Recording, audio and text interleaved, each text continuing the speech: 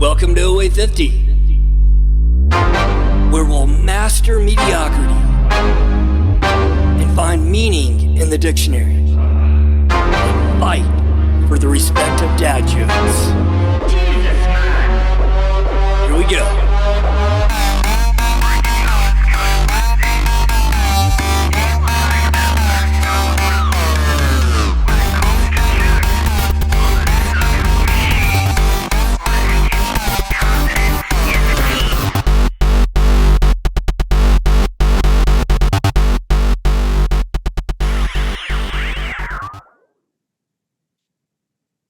Oh boy. This one is on the polarity switch. Excuse me, I'm off to a great start. So, there is so much I want to talk about, but I've got to be somewhat refrained. I had a trailer that I put together for this, and I showed it to, and oh boy, she gave me kind of that. You've listened to, actually I haven't released it yet. It's called The Gratitude Switch. Maybe it'll come out before this one. I talk about her personality a little bit because it was her who was the prompt for that that episode, that concept. She did something really, really sweet, got me to step back and think a little bit. But to simplify her personality when it comes to all this mind concepts, the whole switch thing, she's a different cloth. We're definitely, the weaving that's going on in this body and mind is much different than hers. And I guess the end conclusion is she is very, very tolerant, and I appreciate that. So I feel like I'm losing my voice, but I'm really not. I just got done walking my dog, and we recently adopted her. I say recent, probably the last 2 or 3 months, 3 months maybe. And she's a road dog. She's used to the streets, and she'll eat anything. Like she sees some steel on the ground, she's gnawing on it. And everything catches her attention. Dirty water, she's licking it. She had to survive. It's crazy. It's crazy watching it. But anyway, she's right down there. If you're listening, you can't see, but actually, if you're watching, you can't see. But she's close. She likes to stay near daddy. Our kids are still getting used to her. And in the meantime, she's getting very unused to them. Take it for what you will. Anyway, ran this concept by my wife. And it's like I just splashed cold water on her face. And so I had to dial it back a little bit because she thought with polarity, because I've talked about it a lot, that I was going to be discussing sex and the intimate details of our relationship. And I am. No, I'm not. But anyway, so she thought very naturally and very intuitively that that's where I was going to take this. And I'm not. And I'm going to try my best to make a lot of implications and not talk about it.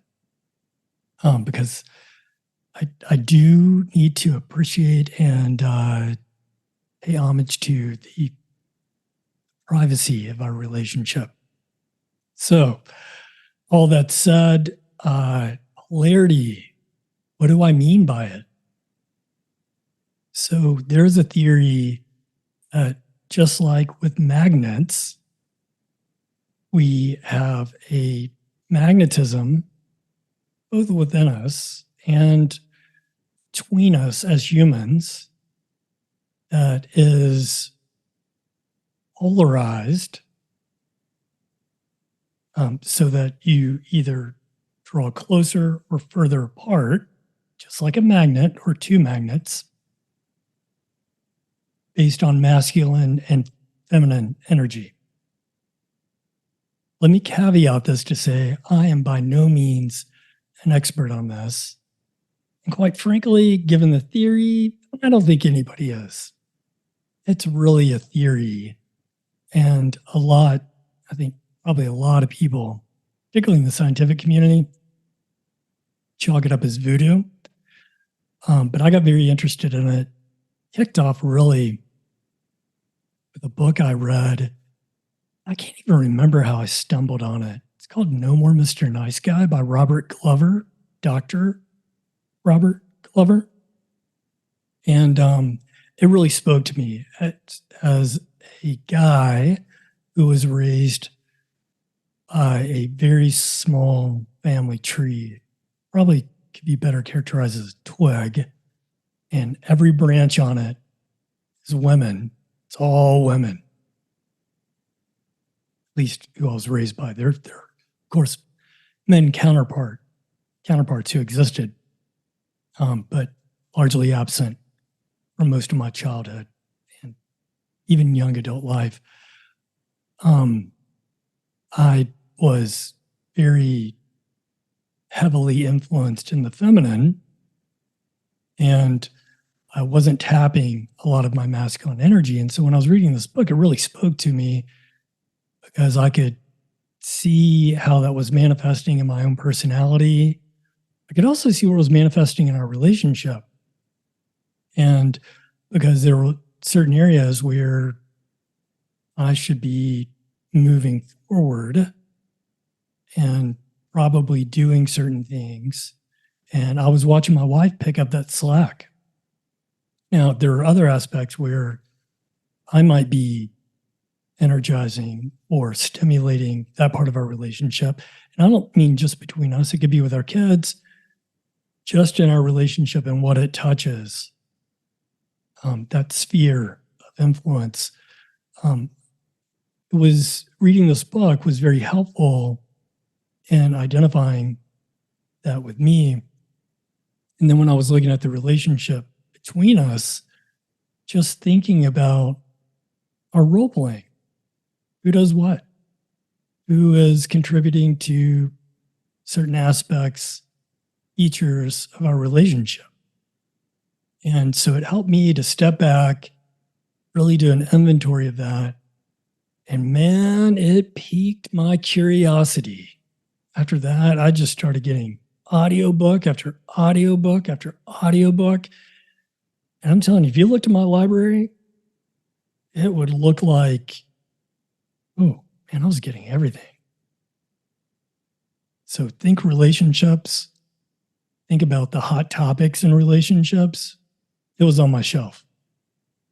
But I was very transparent with my wife about that. And she knows I've got a very curious mind.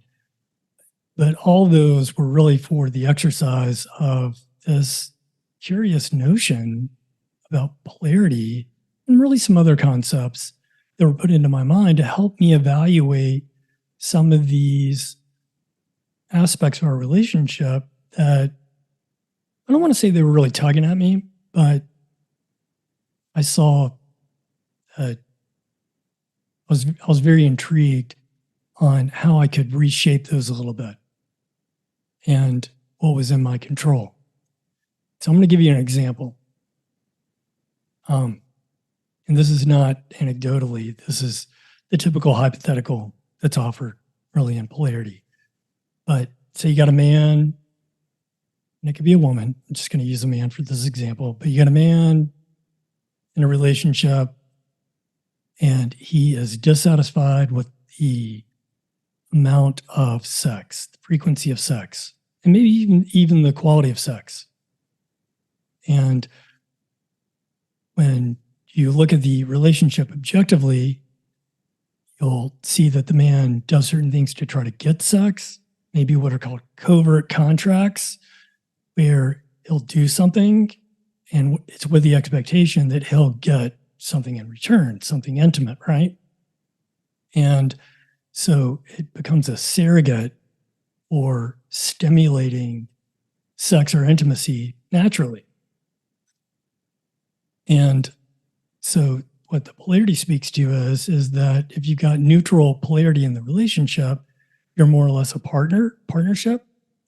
And that aspect is stagnant. You do great when it comes to making the business decisions of a relationship, but when it comes to the emotions, the emotive aspects, the intimacy, it's just sterile or lacking. And typically there's an imbalance. Usually one of the two want more of that intimacy than the other. And so what the polarity theory enables someone to do is, okay, where am I in that masculine or feminine energy? And so what the guy would do is say, when it comes to the relationship and intimacy, what does it really look like? Am I leading? Am I nourishing the attraction in our relationship as a man in the relationship? Am I really heightening that masculine energy for myself? Am I doing things? Am I providing security, comfort? And look, I want to be cautious that when I'm talking about this masculine and feminine, it is not assigned to men or women. We each carry that energy. And a lot of how I'm going to go about this, my approach is going to be from the male perspective, because that's what I can speak best from. And so I'm not going to get into any gender issues, and I'm going to stick with a man and female relationship. But I want to be clear that this is not boxed into heterosexual relationships. And so the concepts can certainly speak differently based on the context of the relationship. But that requires further reading and a better understanding of your relationship, which is actually one of the tips that I'll give later on, is to really evaluate that. But when the man steps back in this hypothetical, he looks at it, he sees, all right, there are plenty of areas where I'm lacking that masculine energy, or that she is not stimulated in her feminine energy. So it could be that he's not providing that security, things of the masculine trait, or it could be that she's not feeling her feminine, which could be the attraction, the love, some of the spark that's provided in the relationship, even within her. And that men are capable of drawing out or stimulating, because we are.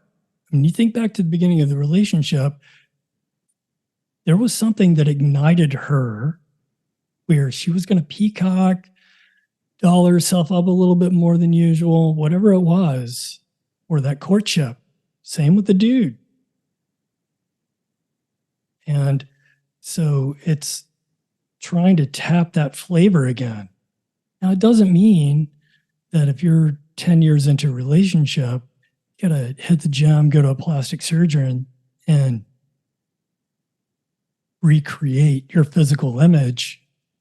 And that was 10 years ago. It's not that at all. We change. Now, it doesn't mean you don't need to pay attention to your well-being and appreciate that that's going to have receptivity from your partner, because it is. Just it's how it is. We can't ignore, can't put a blindfold on to the fabric of intimacy in a relationship and what that consists of, what those features are. Part of it is physical attraction. And so we have to pay attention to that. But when that guy steps back and he recognizes that, then there are a couple of things that should happen. One, he's identified areas within himself and with her that could use some work. Two, he is empowered to do something about it. Now, it's as much as I would like to say, and the essence of the name of this podcast, you could literally flip a switch on her and flip a switch on him and it all changes. It doesn't work that way. The switch is recognizing it and then doing something about it, and with consistent effort and with authenticity. So the objective is constructive and very positive in the relationship, not with some aim of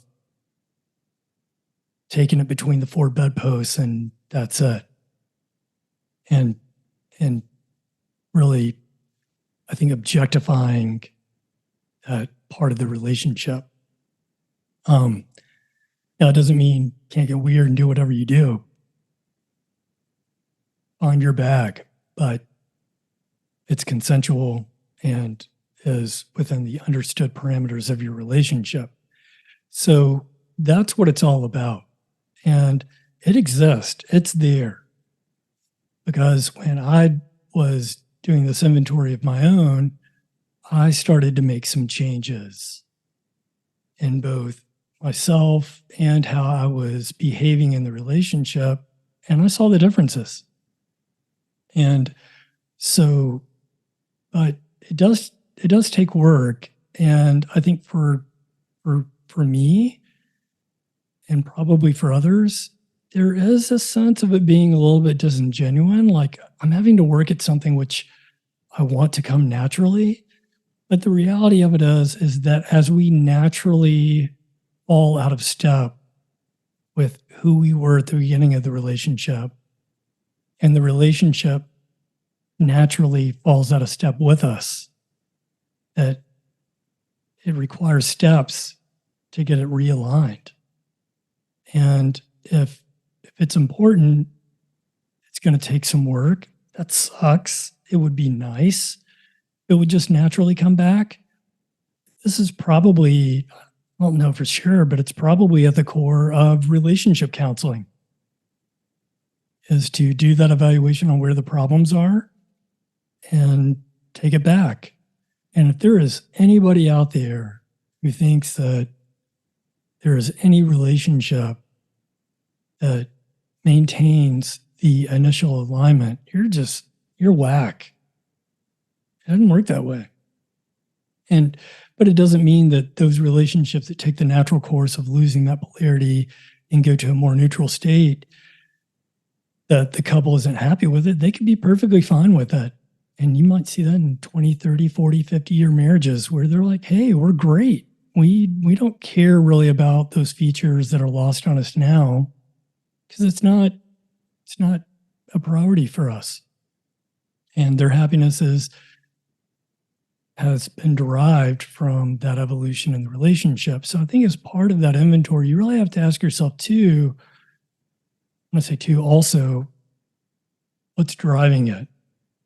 Is it a subjective desire for intimacy irrespective of the source? Or is it you have this untapped attraction and you want to figure out how you can have it manifest in the relationship? Because if it's the former, then that may need some other attention. And it's not to say that there's anything wrong in the relationship or with you, but this is about, or polarity in the context that I'm speaking from, assumes that there is a certain quality in the relationship and there is an attraction that either you want to stimulate, heighten, escalate that, or have some tweak in that, but both partners are, and the relationship is otherwise relatively stable. So, given the length of this podcast, I've got to keep it brief, but there is tons of stuff out there. So if you're a female, I doubt you want to read No More Mr. Nice Guy, although I would say it's probably a interesting and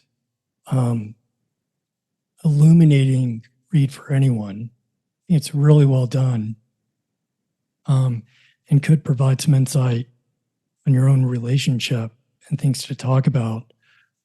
But this will be a cursory survey. At some point, maybe I'll dig into the details of these because I really do. The tools and some of the stuff that I've read on it and used in my own relationship are very fascinating to me. And anecdotally, I know they work. The other thing I would say too, that the unintended consequence is that if you use these tools and you enhance that quality of your relationship in the way that you intend, it will also elevate your confidence. There's no doubt about it. You can largely dispense with some of the aggravation and frustration of what's wrong in the relationship because you're improving that. And as you improve that, confidence escalates in the relationship. And I hope you know that when things are good in the relationship, it makes things a lot better than everything else. So, looking at my notes again. Sorry, I'm still trying to get this balance. If you're listening on a podcast, you're not seeing me occasionally look at notes, which I don't think I've really done yet. But if you're watching on YouTube, see me glance down. Really do try to commit it to memory. But okay, so here, given that background, let me give 5 tips or switches on how to do this. First is doing that assessment. Look at, if you're a man, your balance of masculine and feminine energy. Understand what the problem is. So if it's intimacy, it's attraction, things within that element of magnetism in the relationship, assess that. Both yourself, actually all 3, yourself, your partner, and the relationship. And this does not take a rocket scientist to do this. Be straight with yourself. Understand where the issues lie. And I do that evaluation. So hypothetically, if I'm that dude and I'm looking at it and I'm not providing comfort and security, say my role is to have a job and I'm bringing in the cash. Am I doing that in a way that makes sense? If my responsibilities around the house are to do certain things, am I doing that? If do I have a strong network of friends and healthy hobbies, things that give her a certain assurance that I'm individually empowered and contributing in the ways that I should to the relationship. And then look at her. Is she feeling herself? Is she down and out? Something wrong? And is she feeling good about herself? Not. And are you paying attention to her?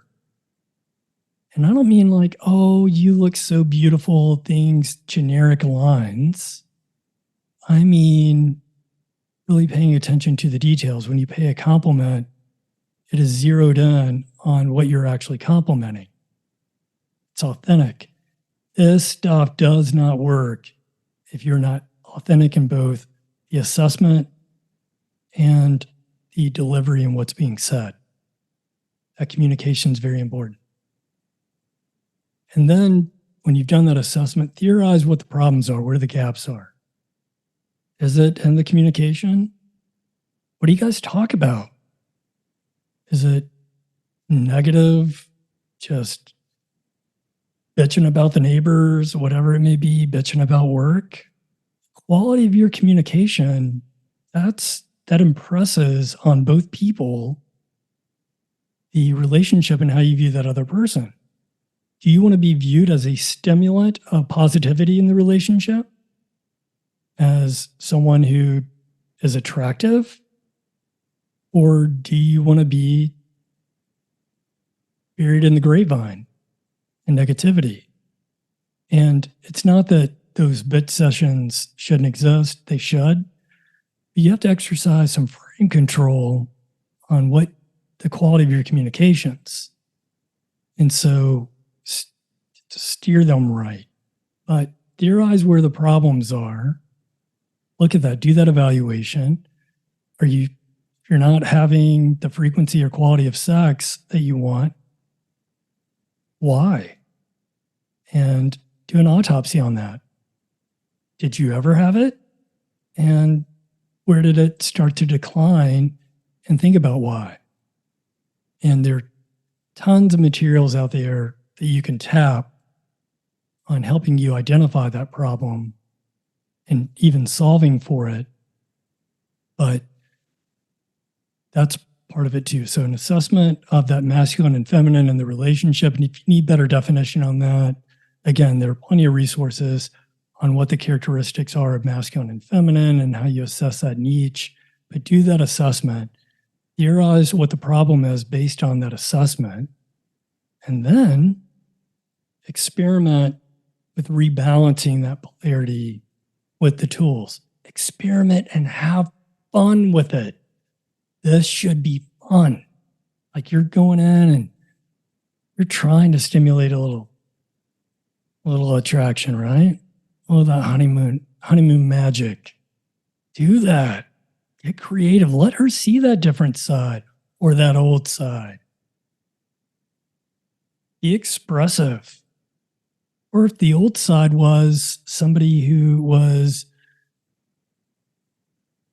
masculine and attractive because of their their silence and movement, tap that again. But really look at the connectivity in the relationship, what that looks like now. How are you guys connecting now? And how can you change that to better resemble what you had then? And look, this is not a wholesale rearrangement of that connectivity. You may have kids, you've got different responsibilities, it's a different game. But it doesn't mean that you're constrained to not make any tweaks, because you can. And then tap tools for that experimentation. Looking at the notes on this, but one tool that I used was priming. So if I wanted to have a good evening, because we're going to have a date during the day, I'm priming that. Like when I see her, I might talk about the date, talk about my expectation. I can't wait to see her and all dolled up, whatever it may be, or to look at her over the dinner table, or a compliment that I can't share on the air. Who knows? But I'm priming it.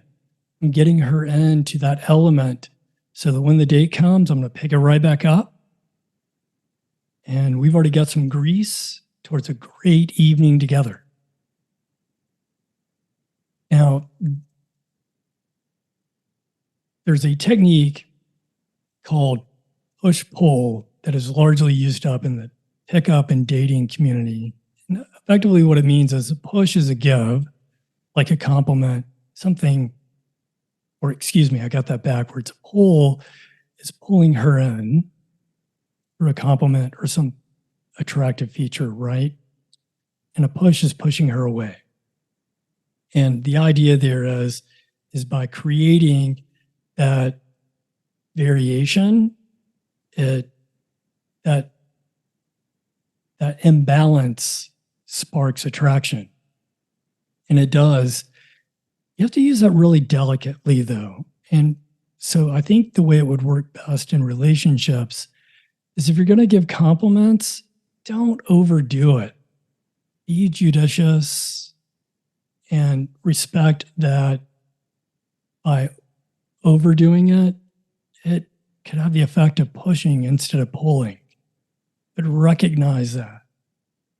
And so get fun with the communications and the interactions, right? I did, like, I was looking at some of the push-pull techniques, and it can be fun as part of your communications. And there are tons of tools they offer. In fact, that was going to be one of my other points. But those techniques, although predominantly served to the singles market and men, look, they tap the feature of attraction between men and women, and can be very, very valuable and fun just to inject in an older relationship. So, but I offer the push-pull more for the understanding that it does exist. Push-pull is intrinsic in that polarity. And so if we're overwhelming our partner with our presence, communication, whatever, pull away. Give space. Give time. Particularly if you're together a lot. When you are together, next point is make it quality.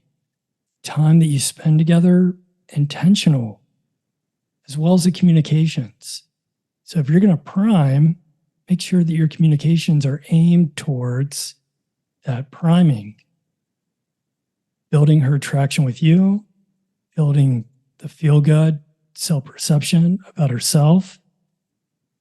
Focus on that, because that matters. And if you do that, if that is your aim with the communications, persuasion switch, telling you, go back, go to that episode. If you walk in with a purpose and you empathize where she is, what state is she in right now, right? She's doing something around the house. Keep it simple. Her mind's distracted. Give her a quick compliment. But the quality of your engagement is very, very important. And so recognize what you're communicating about so that you can steer the conversation back to something positive or whatever your intention is. Right? Very important. The last tip is paying attention to the details. Attention to your state, attention to her state. And even though that should be done as part of the assessment, it is an ongoing assessment. As you try different techniques and to introduce different qualities in the communications and interactions, take note of what the reactions are and keep applying the same effort. It's not going to happen in a day where you waltz out, you're feeling it, just got back from the gym, flip her a wink, tell her how hot those shorts look, whatever. It may work. If it does, awesome. If it doesn't, keep doing it. Assess what's going on. Make it authentic. If it's disingenuous, she's going to look at it. What? Make it authentic. She may do that anyway. Keep at it. But push-pull, right? So pull back a little bit. Small little bite-size compliments. But I do think, irrespective of the compliments and how you're building attraction, do pay attention to the quality of your interactions. Because if you're just talking about the kids and stuff you have to do, stressors, come on. It's going to pull it out. Where am I on time? Man, I stopped the timer on this thing. I want to be respectful of your time. So maybe I'll have a follow-up episode on this to dive into the details of that a little bit. But I think that at least gives you the framework for, one, doing that assessment, understanding the masculine and feminine exist, read up on that a little bit. And once you do that assessment, identify where the problem is through that, experiment with different tools on how to fix the problem, how to magnify that polarity, right? And experiment with the different techniques. Like, again, Pickup Artist World, man, you pick up one of those books, there's some things to learn there, like storytelling. It might have been when you guys first started dating, you told a bunch of stories that helped her understand you better and in ways that magnified that attraction. Tell her stories like that again. Make them good. Tap that. So the assessment is not static. You're looking back and you're going to look forward as you continue to assess the relationship. But to recap, assess, theorize on the problems, experiment with how you rebalance that with the different tools, giving you some tools to think about and using that. Last one is watch yourself. Understand where you're lacking and where you can improve. I think most people go right to the physical. I need to get in the gym and bulk up or lose belly fat, whatever it is. I need to do that. Some of it can be psychological and in your communications too. If you're always a grump, what do you expect? If you're always talking about the negative, what do you expect? Use the beginning of the relationship as a lens for how things may be tweaked now. That autopsy can be really, really effective. And I'm telling you, when you do that autopsy, it can provide a spark for the effort. Remembering those things like, wow, I forgot about that. And if you apply the effort, continue to do it, hopefully you see the rewards. I'm not a love doctor, but hopefully you see it. And if you see those rewards, good stuff. Good stuff. And it doesn't mean you can just stop. It's like anything else in life. Got to keep up the effort. It doesn't mean it won't come without frustration. But don't go to those surrogates, those easy fixes like covert contracts, bitching and moaning. You know, like you don't want pity offerings. I'm telling you don't want because what happens is you're using a covert contract, she's going to use a covert contract, and next thing you know, you guys are contracting for everything, and that tension starts to boil up. When you have conflict and tension in the relationship, it becomes toxic quick, and toxicity, it's hard to clean that gutter. It really is. It is very, very difficult to do that. It's not that it can't be done, but put the spigot in now. That release valve, that stuff seep out. Start with yourself. Start to release that toxicity with the mindset that you want to improve things and on your relationship's terms where there is consent and mutuality, and do that dance. Pay off. Big smiles, good music. It's all good. All right. Till next time. See ya.